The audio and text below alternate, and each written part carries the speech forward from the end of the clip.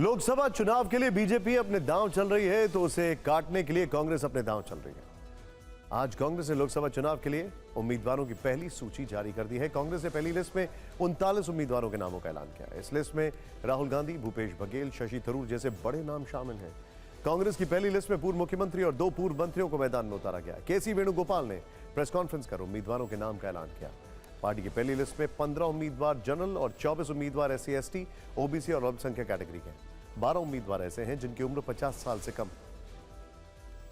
अब आपको दिखाते हैं कि आखिर वो कौन से बड़े चेहरे हैं जिन्हें कांग्रेस ने टिकट दिया है। कांग्रेस ने वायनाड से दोबारा राहुल गांधी को उतारा है। छत्तीसगढ़ के पूर्व CM भूपेश बघेल को राजनांदगांव से टिकट दिया गया है। तिरुवनंतपुरम से शशि थरूर को टिकट दिया गया है। बेंगलुरु ग्रामीण से DK शिव कुमार के भाई DK सुरेश को उतारा गया है। जांजगीर चंपा से शिव डहरिया को टिकट दिया गया है।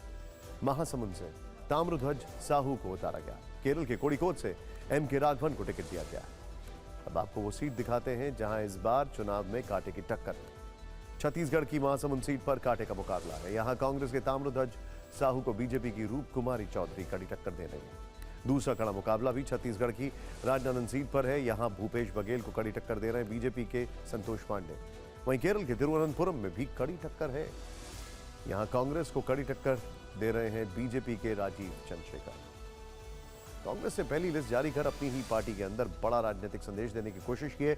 सबसे बड़ा नाम खुद पार्टी महासचिव और राज्यसभा सांसद केसी वेणुगोपाल है। TV9 भारतवर्ष ने पहले ही आपको बता दिया था कि केसी वेणुगोपाल के नाम पर चर्चा जोरों पर है। आखिर कांग्रेस की पॉलिटिकल मैसेजिंग क्या है, ये देखिए। केसी वेणुगोपाल को अलपुरा से टिकट देकर कांग्रेस ने बड़े नेताओं को संदेश दिया। केसी वेणुगोपाल संगठन महासचिव, राज्यसभा सांसद है। वेणुगोपाल खड़गे और गांधी परिवार के बीच की अहम कड़ी माने जाते हैं। कई जिम्मेदारियां होने के बावजूद वेणुगोपाल को टिकट देकर पार्टी ने दूसरे बड़े नेताओं तक संदेश पहुंचाया।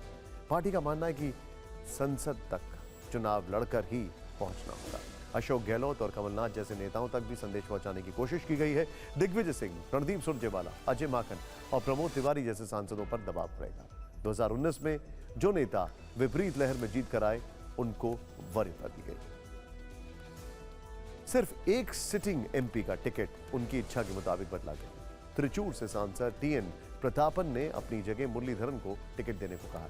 बाकी सभी सिटिंग उम्मीदवारों को कांग्रेस ने लोकसभा चुनाव में खड़ा किया। हमारे सहयोगी विक्रांत ने यह जानकारी दी। कांग्रेस के टिकट बंटवारे में क्या राहुल की शिव भक्ति का भी कोई एंगल है? राहुल गांधी खुद को शिव भक्त बताते आए हैं। सूत्रों के मुताबिक खबर यह है कि 5 मार्च को जब केरल में स्क्रीनिंग कमेटी ने राहुल का सिंगल नाम केंद्रीय चुनाव समिति को भेजा, तभी उनका वायनाड से लड़ना तय हो गया था। इसी के चलते 5 मार्च को राहुल ने उज्जैन में महाकाल के दर्शन किए और 7 मार्च को CEC की बैठक में नाम फाइनल होने के बाद उसकी घोषणा अगले दिन यानी 8 मार्च को महाशिवरात्रि के दिन की गई। यही वजह है कि उम्मीदवारों की पहली सूची आज जारी हुई। कांग्रेस की रणनीति क्या और टिकट देने में किन खास बातों का ध्यान रखा गया? हमारे सहयोगी कुमार विक्रांत ने केसी वेणुगोपाल से बातचीत की। आपको देखें।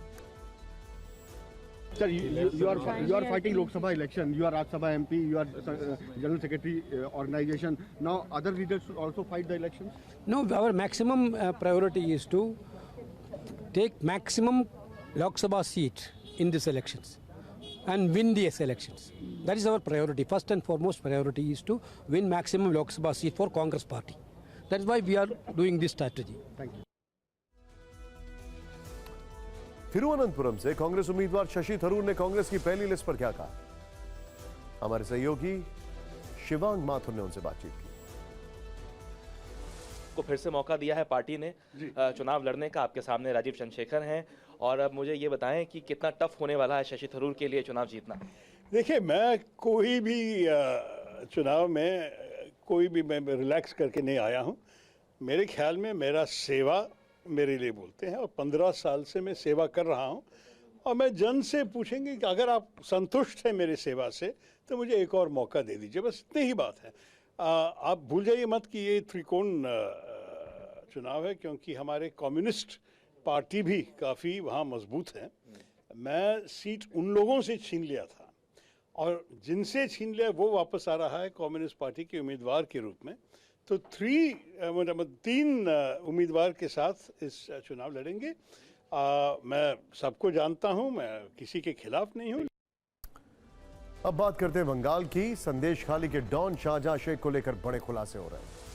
उसकी 2 वीआईपी नंबर प्लेट वाली गाड़ियां लापता हैं। इन्हीं गाड़ियों से वो नेताओं जैसा रुतबा दिखाता था।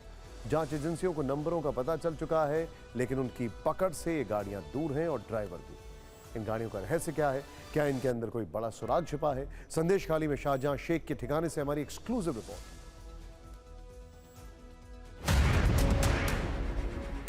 कारों के शौकीन शाहजहां शेख ने वीवीआईपी नंबर वाली इन गाड़ियों से अपना भौकाल बना रखा था। इनमें एक का नंबर WB06L 6555 और दूसरे का नंबर WB26BG 7901 है। इनमें सबसे खास 6555 वाली नंबर प्लेट है। आपके मन में ये सवाल होगा कि आखिर इस नंबर में क्या खास है? दरअसल सारा राज आखिर के 555 नंबर में छिपा है।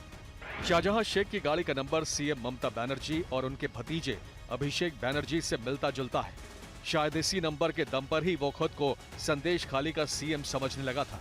शेख शाहजहां ऐसा कौन सा व्यक्ति था जिनको प्रीमियम नंबर यूज करना था, वो भी लास्ट 3 नंबर 555 का, इसको लेकर सवाल उठ रहा है। इसका कारण ये है राज्य का मुख्यमंत्री, बाकी कई ऐसे बड़े बड़े नेता हैं जो कि ऐसे नंबर यूज करते हैं। वो अपने आप को कैसे एक लीडर समझते थे, कैसे एक वीआईपी समझते थे, उनका गाड़ी का नंबर से ही पता चलता है। शाहजहां शेख जिस तरह के प्रीमियम नंबर का इस्तेमाल कर रहा था, उसके लिए 2 से 3 लाख रुपए चुकाने पड़ते हैं।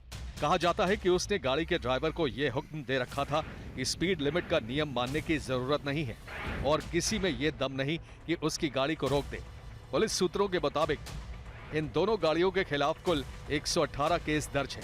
WB26BG 7901 पर 94 और WB06L 6555 पर 24 केस दर्ज हैं। ये मुकदमे सिग्नल तोड़ने, ओवर स्पीड और यू टर्न के नियम तोड़ने के आरोप में हुए हैं। ड्राइवर समेत ये 2 गाड़ी लापता है। जांच एजेंसियां ये समझने की कोशिश कर रहे हैं और ढूंढ रहे हैं ये गाड़ी कहां गया है, क्योंकि अगर ये गाड़ी लापता है तो इन गाड़ी में कुछ सुराग हो सकता है। शाहजहां शेख की इन करतूतों की वजह से इतने मुकदमे हुए, लेकिन वो इन्हीं गाड़ियों में चलकर कोलकाता आता जाता रहा। रसूख ऐसा कि अपने अपराध के लिए उसने आज तक कोई जुर्माना नहीं भरा। रातों रात अचानक लापता हुई इन गाड़ियों को लेकर पता चला है कि इसे कैश में खरीदा गया था। एजेंसियां अब ये जानकारी जुटा रही हैं कि इतनी बड़ी रकम कहां से आई और शाहजहां शेख ने इतना कैश कैसे भुगतान किया। जहां से ये गाड़ियां खरीदी गईं, उन कंपनियों से भी पूछा गया कि उन्होंने इतनी रकम नगद में कैसे ली। सीबीआई ने शेख की शेखी निकालने की पूरी तैयारी कर ली।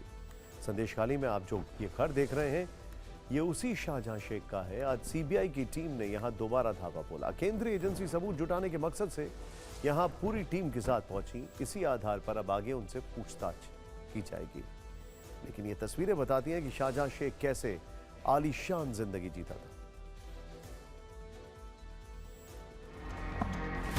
संदेश खाली में पीले रंग का आलीशान घर शाहजहां शेख का है, जिसमें महल जैसी सुविधाएं हैं। आपने अब तक संदेश खाली की जितनी तस्वीरें देखी और मैं ऐसा घर नहीं देखा होगा। इन तस्वीरों में आपको ये फर्क साफ दिख जाएगा। वो संदेश खाली जहां ज्यादातर लोग ऐसी झोपड़ियों और कच्चे घरों में रहते हैं, वहां शाहजहां शेख किसी राजा की तरह जिंदगी जीता है। शाहजहां शेख के 2 मंजिला मकान में एसी लगा है, अंदर सारी सुविधाएं मौजूद हैं। आज सीबीआई की टीम संदेश खाली में शाहजहां शेख के इसी महल में पहुंची। गेट पर लगा ताला खोला गया। सीबीआई के अधिकारियों ने घर की तलाशी ली। सबूत की तलाश में कोलकाता से आई फॉरेंसिक टीम भी अंदर दाखिल हुई। ये पता लगाने की कोशिश है कि कहीं कोई फिंगरप्रिंट या अहम सुराग मिल जाए। शाहजहां शेख के घर के बाहर जांच एजेंसियों के कई नोटिस चिपके हुए दिखाई दिए। यहाँ पे जो इंक्वायरी करने की ज़रूरत है वो इंक्वायरी अब यहाँ पे चल रहे हैं, वो छानबीन यहाँ पे चल रहे हैं। इसके बाद ये सारा चीज़ जो मिलेगा उसको पैरेलली रख के उसको समझने के बाद शेख शाहजहां को और भी इसके बारे में तहकीकात किया जाएगा। सीबीआई के अफसरों ने शाहजहां शेख के घर और पास के इलाके की 3D मैपिंग की। मतलब हाईटेक कैमरों से उसके घर की 360 डिग्री एंगल वीडियोग्राफी की गई। यही हाईटेक 3D मैप दिखाकर शेख से आगे की पूछताछ की जाएगी। सीबीआई ने शेख शाहजहां को गिरफ्तार किया है और अपना हिफाजत में लिया है और आज सीबीआई पहुंचे हैं शेख शाहजहां के घर पे। आप देख सकते हैं यहाँ पे 3D एक कैमरा है जो कि 3D मॉडलिंग के लिए, ये पूरा इलाका जो है इसका जो 3D मॉडल है, इसका मॉडलिंग यहाँ पे किया जा रहा है। सर, इसका पर्पस क्या है, थोड़ा बता दीजिए। No question please. जिस वक्त संदेश खाली में शाहजहां शेख के घर जांच पड़ताल चल रही थी, तब वहां सिक्योरिटी का कड़ा बंदोबस्त किया गया था। भारी फोर्स तैनात की गई ताकि कोई भी असामाजिक तत्व किसी तरह का हंगामा न कर सके।